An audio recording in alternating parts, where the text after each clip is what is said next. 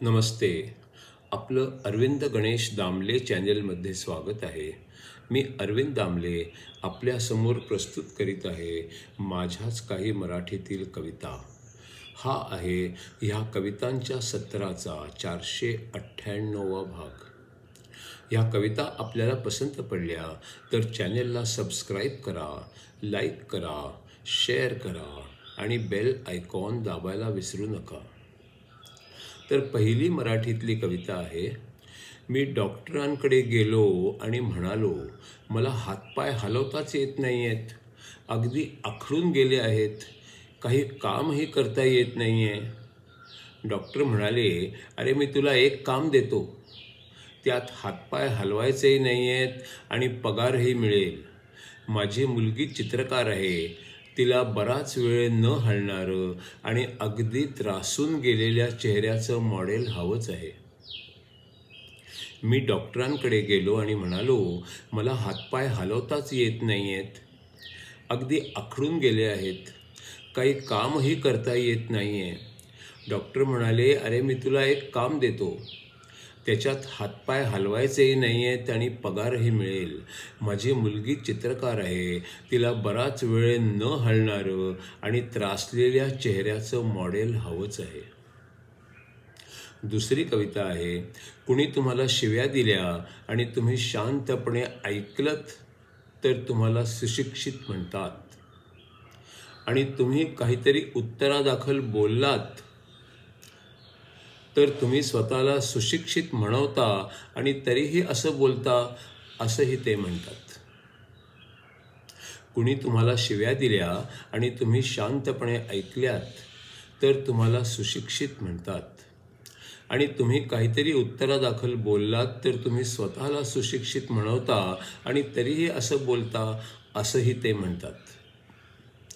तिसरी कविता आहे.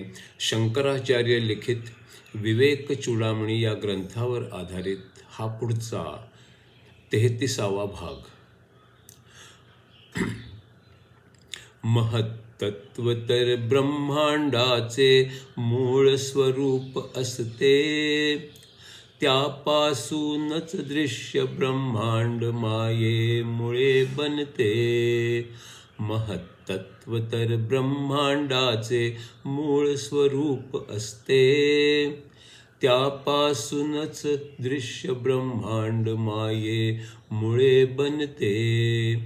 दृश्य विश्व अन माया देखील हे जाणून असते, त्यांच्यापैकी दोन्ही मध्ये काहीच खरे नसते. समोर आहे ते सारे मृगजळासारखे असते, विवेकाने जाणावे ते आत्म्यामुळे असते. आपल्या महान आत्म्याबद्दल मी आता सांगतो, सर्व बंधनांपासून मुक्त अन पूर्ण अलिप्त असतो. आपल्या महान आत्म्याबद्दल मी आता सांगतो, सर्व बंधनांपासून मुक्त अन पूर्ण अलिप्त असतो.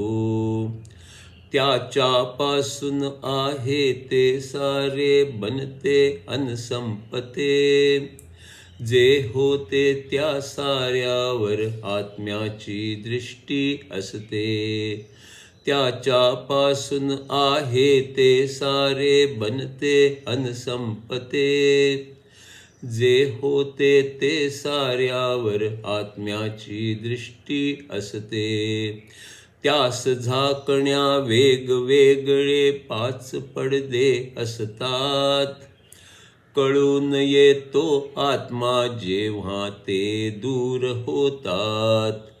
त्यास झाकण्या वेगवेगळे 5 पडदे असतात, कळून येतो आत्मा जेव्हा ते दूर होतात.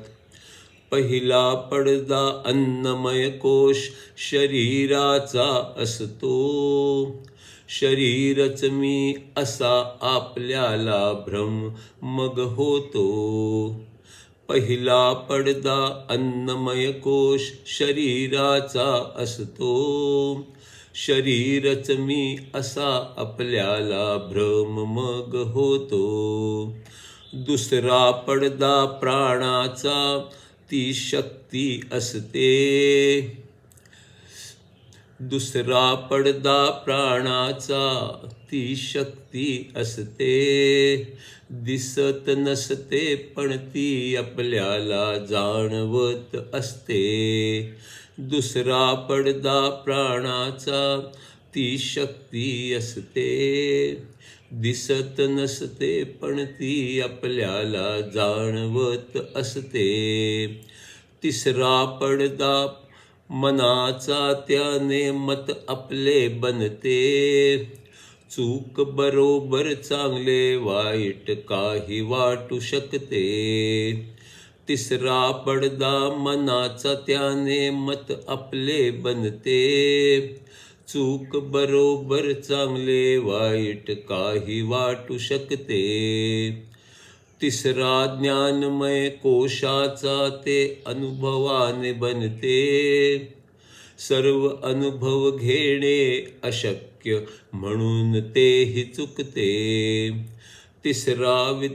तिसरा पडदा मनाचा त्याने आपले मत बनते. चूक बरोबर चांगले वाईट काही वाटू शकते. चौथा पडदा विज्ञानमय कोशाचा ते अनुभवाने बनते. सर्व अनुभव घेणे अशक्य म्हणून तेही चुकते. पहिल्या कोशाने आपले स्थूल शरीर बनते. दुसऱ्या तिसऱ्या चौथ्याने सूक्ष्म शरीर बनते. पहिल्या कोशाने आपले स्थूल शरीर बनते. दुसऱ्या तिसऱ्या चौथ्याने सूक्ष्म शरीर बनते. पाचवा आनंदमय कोश स्वर्गीय सुख मिळते. तो शेवटचा पडदा तो कारण शरीर असते. पाचवा आनंदमय कोश स्वर्गीय सुख मिळते. तो शेवटचा पडदा तो कारण शरीर असते. प्रत्येक पडदा प्रगतीसाठी अडथळाच असतो. पाची पडद्यांना भेदून गेले मग आत्मा असतो.